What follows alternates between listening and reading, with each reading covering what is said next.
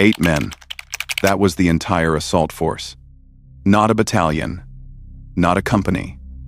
Not even a full platoon. Just 8 operators from the United States Army's most secretive counterterrorism unit, flying into a remote corner of western Iraq, where an entire militant command network believed it was untouchable. The compound they were heading toward was not a temporary hideout.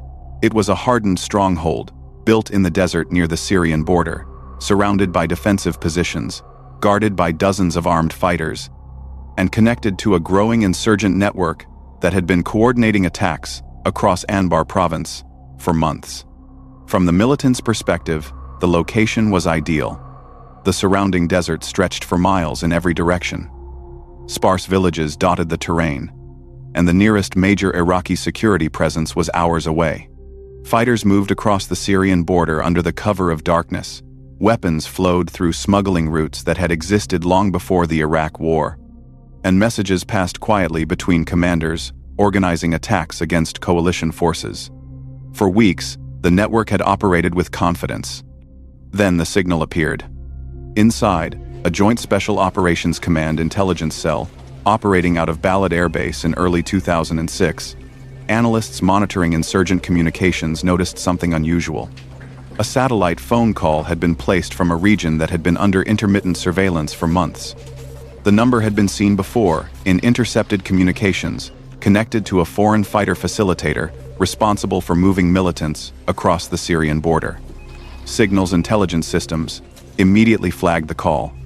Within minutes, analysts inside the operations center began reconstructing the transmission path. The call had originated from a cluster of buildings located along a dry riverbed nearly 40 miles west of Al-Qaim.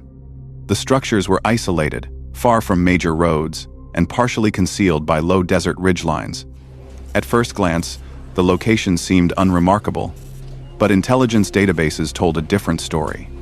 The satellite number associated with the call had previously appeared in communications tied to a militant logistics coordinator believed to be working directly with senior insurgent leadership operating in Iraq at the time. His network specialized in transporting fighters, explosives, and money from Syria into Iraq, feeding a steady stream of foreign militants into the insurgency. The implications were serious. If the man believed to be using that phone was actually inside the compound, the location was not just another safe house. It was likely functioning as a staging point for operations across the western corridor of Iraq. Surveillance assets were redirected almost immediately. Within hours, an MQ-9 Reaper drone began orbiting the area at high altitude, its sensors scanning the desert compound below. Infrared cameras revealed a surprising amount of activity. Vehicles arrived during the night and departed before sunrise. Armed guards patrolled the outer perimeter. Several defensive fighting positions had been constructed along the compound walls. The location was not a temporary stop. It was a fortified militant hub. The footage was transmitted in real time to analysts working inside the JSOC fusion cell. Intelligence officers from the CIA's Counterterrorism Center joined the monitoring effort, comparing the drone imagery with existing reports from informants operating in nearby villages. Patterns began to emerge. One building inside the compound appeared to function as a communications hub. Another structure contained what analysts believed to be a storage area for weapons or explosives. Multiple armed fighters were visible throughout the day, rotating through guard shifts around the outer wall. The site was clearly operational. The only remaining question was who exactly was inside. 2 days after the initial signal intercept, another piece of intelligence arrived. A human source working with Iraqi intelligence reported that a senior militant facilitator, responsible for coordinating foreign fighters, had recently arrived at a desert compound near the Syrian border. The location described by the source matched the drone surveillance site.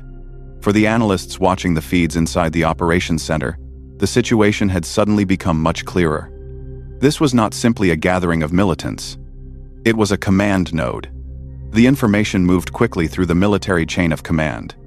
Inside the headquarters of Joint Special Operations Command, officers responsible for counterterrorism operations across Iraq reviewed the intelligence reports as they arrived.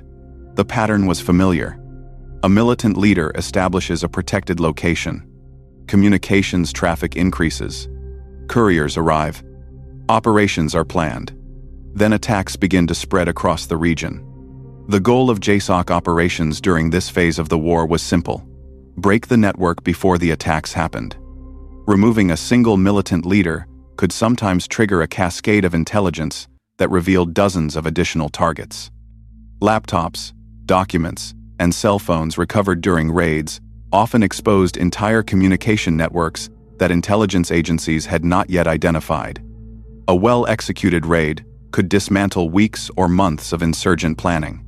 But reaching this particular compound would not be simple. The desert terrain surrounding the site offered very little cover. Any large military force approaching the location would likely be detected long before it arrived. Militants inside the compound would have time to escape into the surrounding desert or prepare defensive positions for a prolonged fight. Speed and surprise would be the only advantages available. Inside the JSOC planning cell, commanders began evaluating their options. Conventional units operating in Anbar Province could surround the compound, but that would require significant time and coordination. Iraqi security forces in the region lacked the ability to execute a rapid assault on a fortified insurgent position. Airstrikes could destroy the buildings, but they would eliminate the possibility of capturing intelligence materials that might reveal additional networks. There was another option: send a small assault force.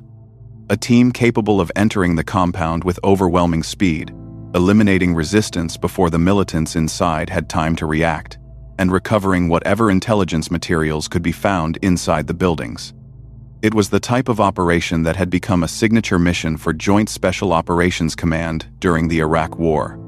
A short briefing was prepared and transmitted through the command structure overseeing counterterrorism operations in Iraq.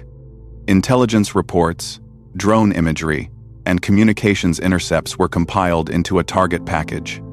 Within hours, approval was granted to begin operational planning. The unit selected for the mission was one of the most experienced counterterrorism forces in the United States military. 1st Special Forces Operational Detachment Delta. Delta Force operators had been conducting similar raids across Iraq for years by this point in the war.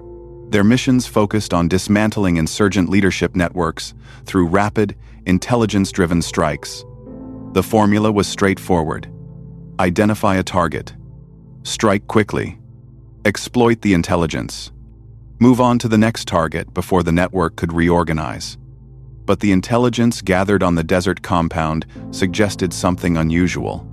Drone surveillance estimated that more than 20 armed fighters were present inside the fortified location.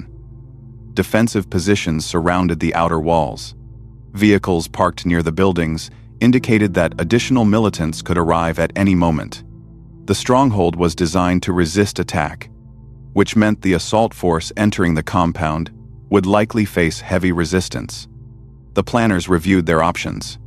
A large assault force could overwhelm the defenders, but deploying too many operators increased the risk of detection during the helicopter approach. The compound was located deep inside insurgent territory. Any warning could allow the militants to scatter into the desert before the helicopters arrived. The mission required precision, speed, absolute surprise. The decision was made. Only 8 Delta Force operators would conduct the assault. 8 men, supported by aviation crews flying MH-47 Chinook helicopters from the 160th Special Operations Aviation Regiment. Overhead surveillance drones would monitor the compound throughout the operation. An AC-130 gunship would orbit at high altitude, ready to provide fire support if the situation escalated beyond what the assault team could handle. But the operators entering the compound would be alone once the fight began. They would breach the Stronghold, clear the buildings, eliminate hostile fighters, and collect any intelligence materials they could find before withdrawing back into the desert night. Everything would depend on surprise. Because if the militants inside the compound realized what was happening even 30 seconds too early, the operation could quickly turn into a deadly firefight against a force that outnumbered them several times over. And in that remote stretch of desert near the Syrian border, there would be no quick reinforcements. Only 8 men standing between a militant stronghold and the network it was preparing to unleash across Iraq.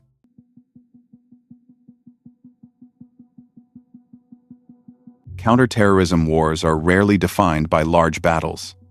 Most of the decisive moments begin inside intelligence rooms, where analysts stare at screens filled with fragments of information that, on their own, seem meaningless. A phone number appears in one report. A vehicle license plate appears in another. A courier travels from one village to another, carrying messages that never pass through a digital network. Only when those fragments begin to connect does the real picture emerge.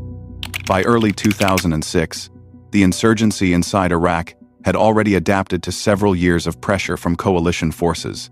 Large militant formations had mostly disappeared. Organized attacks were no longer coordinated from obvious headquarters or major compounds. Instead, insurgent groups operated through decentralized cells that communicated through couriers, temporary safe houses, and encrypted devices that appeared briefly before vanishing again. The system made it difficult to identify where decisions were actually being made. Joint Special Operations Command had responded by building something new, an intelligence structure designed to move as quickly as the militant networks themselves. Analysts from the National Security Agency, the CIA Counterterrorism Center, and military intelligence units worked side by side inside what became known as fusion cells. These teams combined signals intelligence, drone surveillance, captured documents, and human sources into a constantly evolving map of insurgent activity. The goal was to shorten the time between discovering a target and striking it. In many cases, that window measured only hours. The compound near the Syrian border had entered the system weeks earlier as a minor point of interest. Satellite imagery had identified the cluster of buildings during routine surveillance of smuggling routes that crossed between Syria and Iraq. The location sat along an isolated corridor that had become one of the most active infiltration paths used by foreign fighters entering Iraq. That alone did not make the compound unique. Hundreds of buildings across the border region looked similar from the air. What changed the assessment was the pattern of movement around the site. Drone surveillance over several nights revealed a cycle that intelligence analysts had learned to recognize. Vehicles arrived late in the evening, often traveling without headlights along secondary desert tracks. Groups of men entered the compound, remained for several hours, and then departed before sunrise. No one stayed long, but the compound was rarely empty. To the analysts watching the surveillance feeds, the location appeared to function as a temporary coordination point. Fighters moving through the region could stop there, receive instructions, collect equipment, and continue toward operational areas deeper inside Iraq. The theory gained credibility when signals intelligence entered the picture. The intercepted satellite phone call that had first drawn attention to the compound was traced to a number connected to a militant facilitator already known to U.S. intelligence agencies. The individual had been linked to networks that moved foreign fighters from Syria into western Iraq, particularly into cities like Fallujah, Ramadi, and Mosul. Those fighters often arrived carrying suicide vests or materials used to construct improvised explosive devices. Intercepted communications suggested that the facilitator was responsible for coordinating logistics rather than leading attacks directly. His role involved transportation, funding transfers, and communication between militant groups operating in different regions. That position made him extremely valuable. Removing a tactical commander might disrupt one militant cell. Removing a logistics coordinator could disrupt several networks simultaneously. The intelligence cell began reviewing older data connected to the phone number. Records from earlier intercepts showed that the same device had briefly appeared near Al-Qaim several months earlier, before disappearing again. Another signal had been detected near the Syrian border weeks later. Each time, the phone had been active for only a short period before going silent. That pattern suggested deliberate operational security. Militant facilitators often use satellite phones sparingly, activating them only long enough to send instructions or confirm deliveries before discarding them. The practice made tracking extremely difficult. By the time analysts identified a signal, the device was often already gone. This time was different. The phone remained active long enough for surveillance assets to focus on the compound where the signal originated. For 2 nights, the MQ-9 drone orbiting above the desert recorded steady activity inside the compound walls. Armed guards moved along the perimeter. Pickup trucks carrying fighters arrived from different directions. Several large crates were unloaded from a vehicle shortly after midnight and moved into one of the inner buildings. The pattern resembled a logistics transfer point. Then the drone captured something that changed the urgency of the situation. Shortly before sunrise, a group of men gathered in the courtyard near the main building. One of them carried a handheld radio and appeared to be giving instructions to the others before they dispersed toward different vehicles. Intelligence analysts reviewing the footage recognized the behavior immediately. That was how operational briefings often looked inside militant networks preparing for attacks. The footage was sent to additional analysts working inside the CIA's counterterrorism center. They began comparing the individuals visible in the drone video with facial recognition databases built from years of captured militant photographs and interrogation reports. The quality of the drone footage was not perfect, but one figure stood out. The man appeared to match the physical profile of a Syrian facilitator who had been linked to several foreign fighter pipelines moving into Iraq. Intelligence reports connected him to bomb-making networks that had supplied explosives used in attacks against coalition convoys along major highways in Anbar Province. If the identification was correct, the compound was far more significant than initially believed. It was not simply a transit point.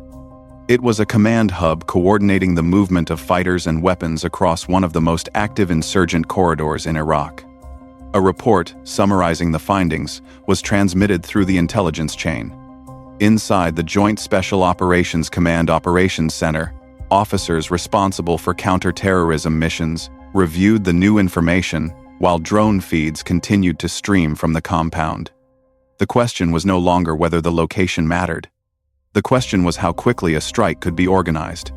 Timing was critical. Militant facilitators rarely stayed in one location for long. Intelligence indicated that the network moved constantly between safe houses, using remote compounds only temporarily before shifting operations elsewhere. Waiting too long could mean losing the opportunity entirely. At the same time, the compound appeared heavily defended. Surveillance footage counted more than 20 armed men moving inside the walls at different times of the night. Several positions along the perimeter suggested the defenders were prepared for possible attacks from rival militant groups or Iraqi security forces. The location had clearly been selected for defensive advantages. Desert terrain surrounded the compound in every direction. Any ground approach would be visible for miles. Reinforcements from nearby militant cells could potentially arrive within minutes if the defenders had time to send warnings. The operation would need to happen quickly and with overwhelming speed.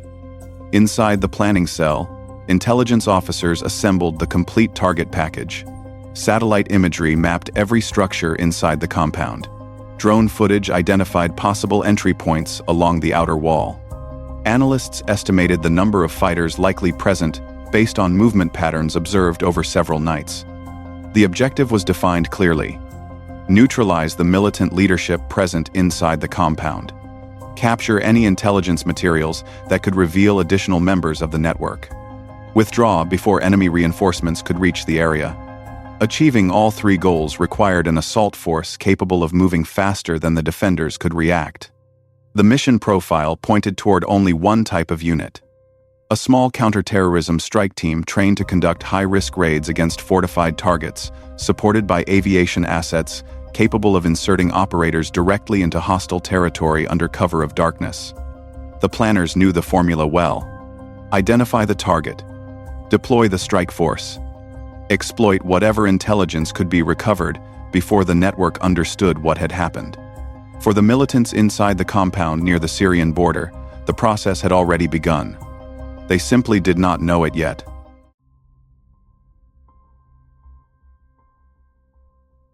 The order moved quietly through the command structure of Joint Special Operations Command. Inside the heavily guarded compound at Fort Bragg, North Carolina, the unit known officially as 1st Special Forces Operational Detachment Delta had been conducting counter-terrorism missions for more than 2 decades. By the time the Iraq War began, Delta Force had already built a reputation inside the U.S. military for executing some of the most complex and dangerous missions assigned to American forces. Hostage rescues, high-value target raids, operations that required absolute secrecy and precision. During the Iraq War, the unit had become a central element in the strategy designed to dismantle insurgent leadership networks. Instead of fighting insurgent groups in large conventional battles, Joint Special Operations Command focused on identifying and removing the individuals responsible for organizing those networks. The approach relied on speed. When intelligence located a target, the strike had to happen quickly, before the individual could disappear into the maze of safe houses and couriers that protected insurgent leaders. Delta Force operators were trained specifically for that type of mission. Each operator inside the unit had already passed through an extremely selective assessment and training process. Most had years of experience in the U.S. Army Special Forces or Ranger Regiment before even attempting the selection course. Only a small percentage of candidates completed the program. Those who remained entered a training cycle that focused on counterterrorism tactics, close-quarters combat, advanced marksmanship, intelligence gathering, and urban assault operations. The operators preparing for the mission against the desert compound had already conducted dozens of similar raids during their deployments to Iraq. Their objective was always the same: enter quickly, overwhelm resistance, extract intelligence, leave before the enemy could react.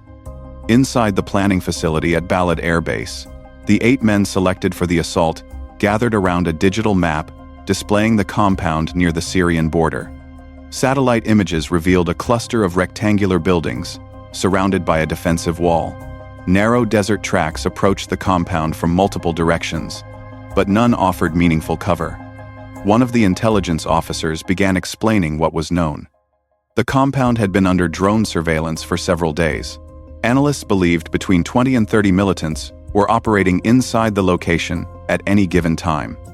Armed guards rotated around the perimeter throughout the night. Vehicles arrived periodically, suggesting that the compound functioned as a logistics hub connected to several militant cells. The operators studied the images carefully. Every door, every wall, every structure inside the compound. They would need to memorize the layout before stepping off the helicopter. Another screen displayed infrared drone footage recorded during the previous night. Small groups of men could be seen moving between the buildings, carrying rifles and equipment crates. One of the structures appeared to contain communications equipment, while another was likely being used to store weapons or explosives. The intelligence officer paused the footage and zoomed in on a specific figure walking across the courtyard. The man was believed to be the facilitator coordinating foreign fighters entering Iraq from Syria. If the identification was correct, the target was extremely valuable. Removing him could disrupt several militant networks simultaneously. One of the Delta operators asked a simple question: how many fighters? The intelligence officer gave the estimate again. At least 20. Possibly more. The room remained quiet. 8 operators against a fortified compound defended by several times. That number was not unusual for the unit. Delta Force training emphasized the ability to dominate a fight through speed, coordination, and precision. If the assault team could breach the compound before the defenders understood what was happening, the numerical disadvantage would matter far less. The key variable was surprise. The aviation element assigned to the mission would come from the 160th Special Operations Aviation Regiment, known inside the military as the Night Stalkers. The regiment specialized in flying helicopters during nighttime operations in hostile environments.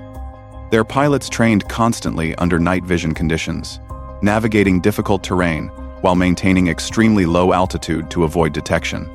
2 MH-47 Chinook helicopters would carry the assault force to the compound. The aircraft offered several advantages for this type of mission. Their range allowed them to fly deep into hostile territory without refueling. Their large cargo capacity made it possible to carry both the assault team and additional equipment needed for breaching fortified structures. The helicopters would depart after sunset, flying west across Anbar Province at low altitude to avoid detection. Surveillance drones would monitor the compound throughout the approach, confirming that the militants inside had not detected the incoming aircraft. If everything worked correctly, the defenders would only realize what was happening when the helicopters were already landing.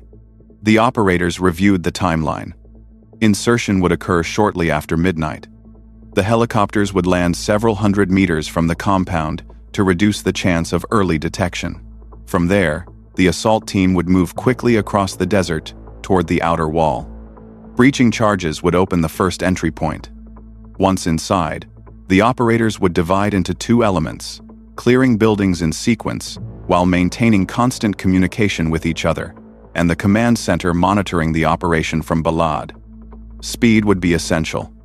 Every minute spent inside the compound increased the risk that nearby militant groups could arrive as reinforcements. Intelligence suggested that several insurgent cells operated within driving distance of the compound. If the firefight continued too long, the small assault force could find itself surrounded. Overhead support would help manage that risk. An AC-130 gunship would orbit high above the target area, equipped with precision weapons capable of engaging hostile vehicles or fighters approaching the compound. An MQ-9 Reaper drone would maintain continuous surveillance, providing live imagery to both the assault team and the command center, coordinating the mission. But those assets could only help once the fight began. The operators entering the compound would still need to clear the buildings themselves. Each man began preparing his equipment.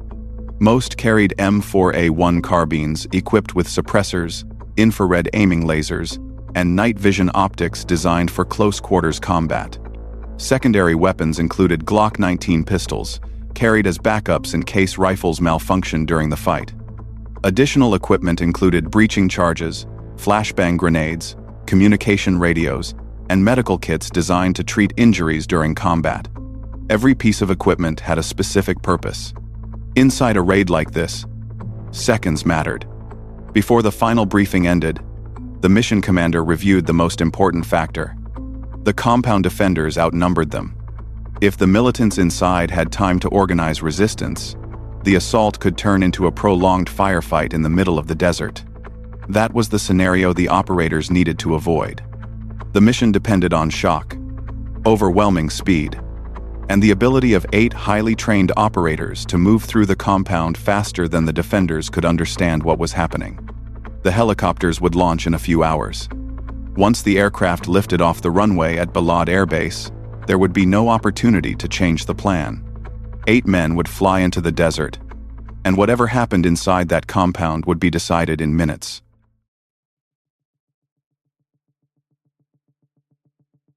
Shortly after midnight, the helicopters lifted off from Balad Air Base. The twin rotors of the MH-47 Chinooks cut through the night air as the aircraft climbed briefly before leveling out and turning west toward Anbar Province. Inside the cargo bay, the 8 Delta Force operators sat in silence beneath the dim red lighting used during night operations. No one needed to review the plan again. They had already studied the compound from every angle. The flight across western Iraq took just over an hour. The pilots from the 160th Special Operations Aviation Regiment kept the helicopters low, sometimes flying only a few dozen feet above the desert terrain. Night vision goggles turned the darkness into shades of green, allowing the aircraft to follow the natural contours of the ground. Flying low reduced the chances that anyone on the ground would hear the helicopters before they were already close. Above them, an MQ-9 Reaper drone continued circling the target area, transmitting live infrared imagery to the operations center back at Balad. Analysts watched the compound carefully, looking for any signs that the militants inside had detected the approaching aircraft. The feed showed nothing unusual. Guards still moved slowly along the outer wall. A pickup truck remained parked near the main building. Several figures could be seen standing near the courtyard entrance, talking beside a stack of wooden crates. The compound appeared completely unaware of what was coming. 10 miles from the target, the helicopter formation slowed. The pilots adjusted their course slightly to approach from the south, using a shallow ridgeline to mask the final part of their flight path. From the air, the compound became visible as a dark rectangle against the pale desert floor. The aircraft continued descending. Inside the cabin, one of the crew chiefs raised a hand signal. 2 minutes. The Chinooks slowed even further, hovering briefly before dropping toward a landing zone several hundred meters from the compound wall. The pilots chose a patch of hard desert ground, where the aircraft could touch down quickly without kicking up excessive dust. The wheels hit the ground for only a moment. The rear ramp dropped. The operators moved immediately. Within seconds, all 8 Delta operators were on the ground, spreading into a loose formation as the helicopters lifted back into the night sky. The aircraft climbed away and disappeared into darkness, leaving the assault team alone in the desert. Only the distant hum of the Reaper drone remained overhead. The operators began moving toward the compound. Night vision goggles transformed the landscape into sharp green outlines. The desert floor stretched flat and open for several hundred meters before reaching the outer wall of the Stronghold. There was no cover. Speed was the only protection. The team advanced quickly, weapons raised, scanning for movement along the perimeter. Infrared lasers projected faint beams that were visible only through night vision devices, helping the operators coordinate their aim without revealing their position. As they approached within 50 meters of the wall, the compound came into full view. The structure was larger than it had appeared in satellite imagery. The outer wall stood roughly 10 feet high, built from reinforced concrete blocks. A metal gate guarded the main vehicle entrance, while smaller access doors were visible along the sides. A guard moved slowly along the interior walkway, his rifle hanging loosely across his chest. He had not seen them. The team leader raised his hand. 2 operators moved toward the wall, placing a small breaching charge against the concrete near one of the side doors. The rest of the team formed a perimeter. Weapons pointed toward the courtyard beyond the wall.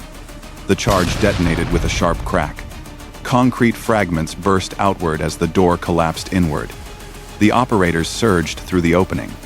The guard inside had only a second to react before rifle fire cut through the courtyard. 2 militants standing near the entrance dropped immediately, their rifles still hanging from shoulder slings. The element split into 2 groups exactly as planned.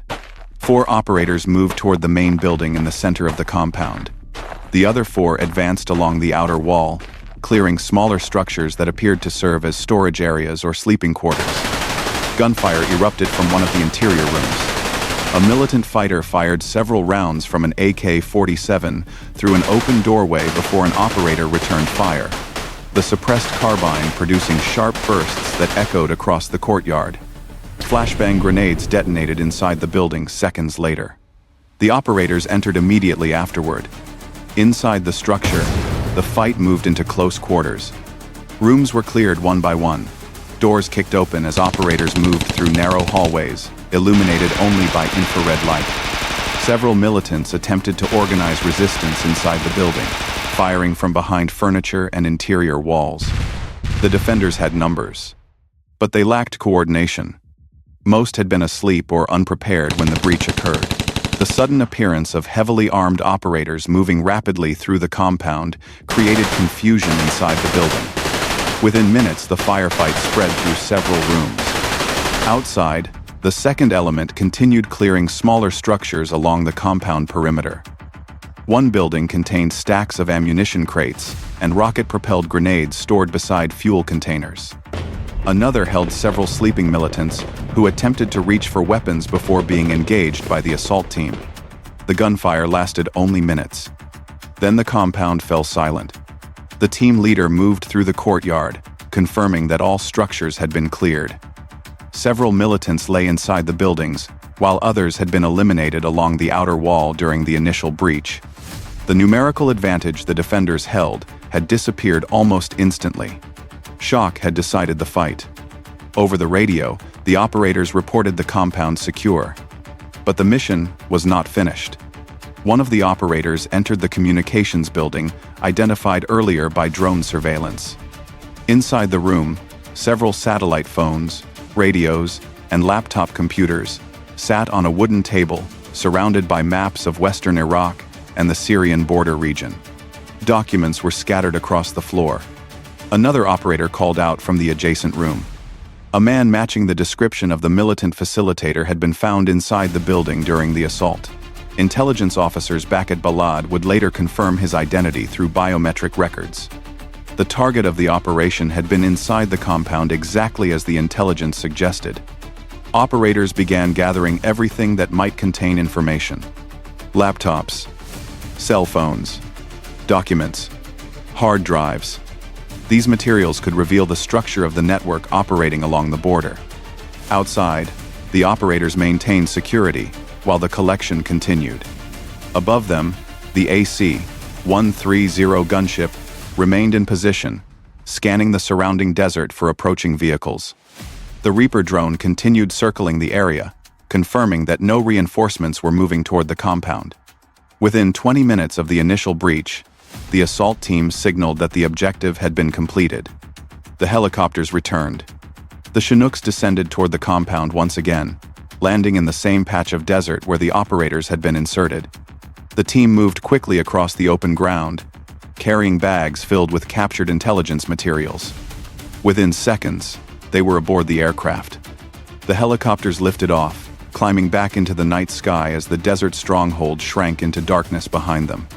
The firefight had lasted less than 10 minutes. But what had been found inside the compound would shape the next phase of the war against the militant networks operating across Iraq.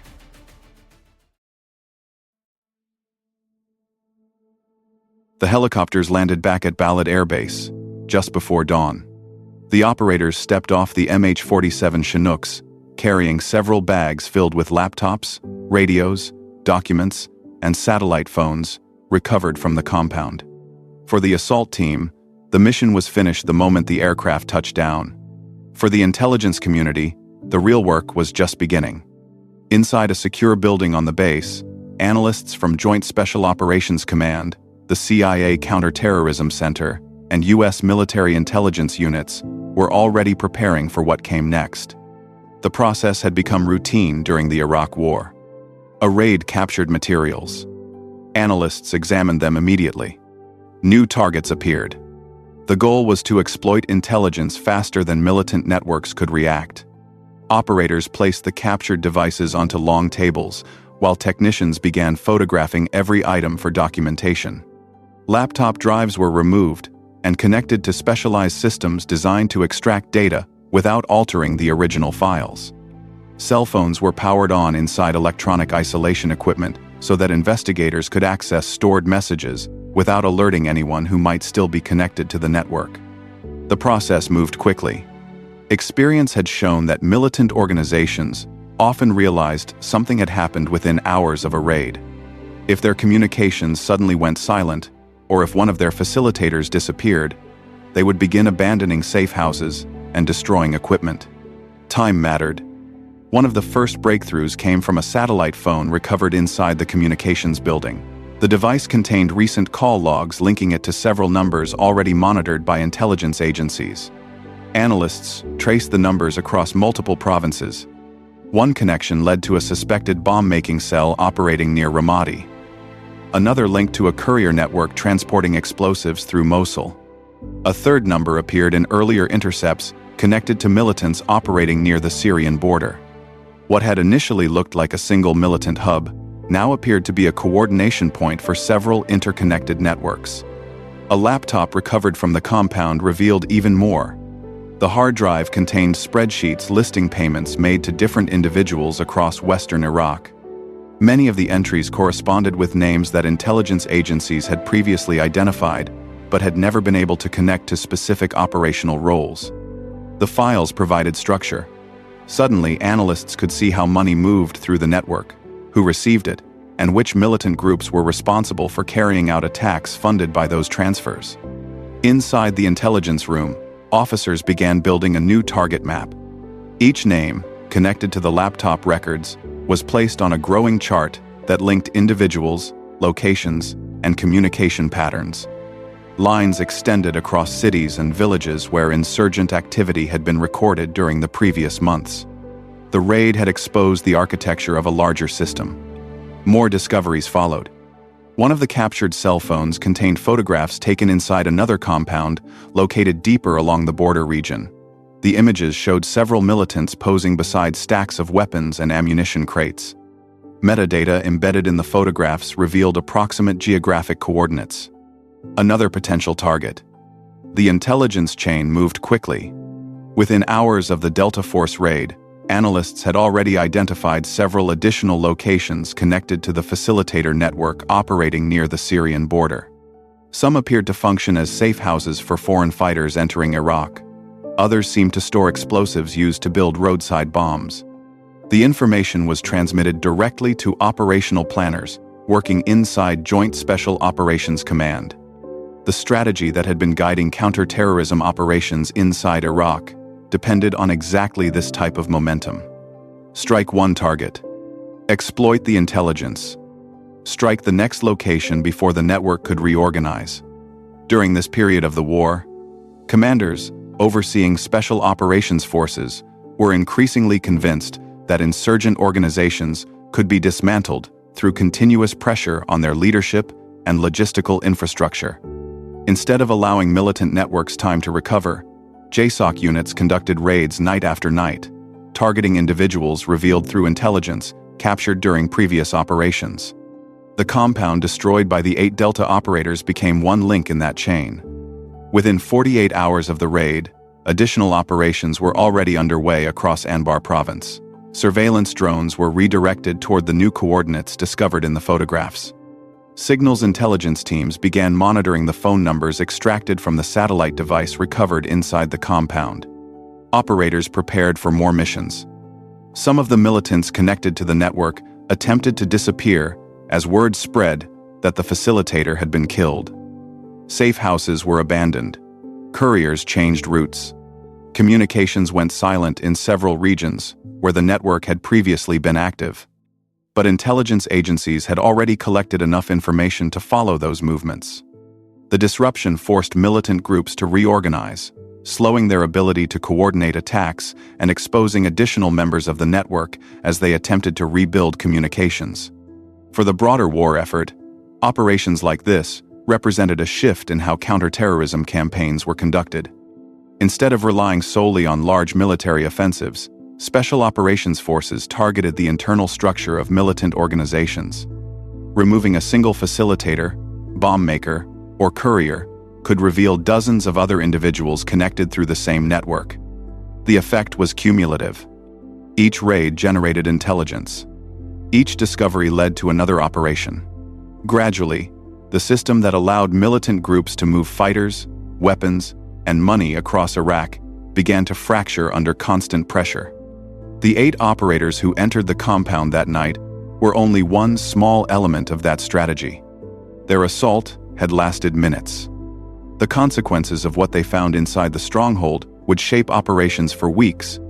Across the conflict in Iraq and later in other theaters, this model of intelligence-driven warfare became one of the defining features of modern special operations. Small teams, precise intelligence, rapid strikes against critical nodes inside hostile networks. The objective was never simply to win a firefight. The real goal was to dismantle the systems that allowed militant organizations to function at all.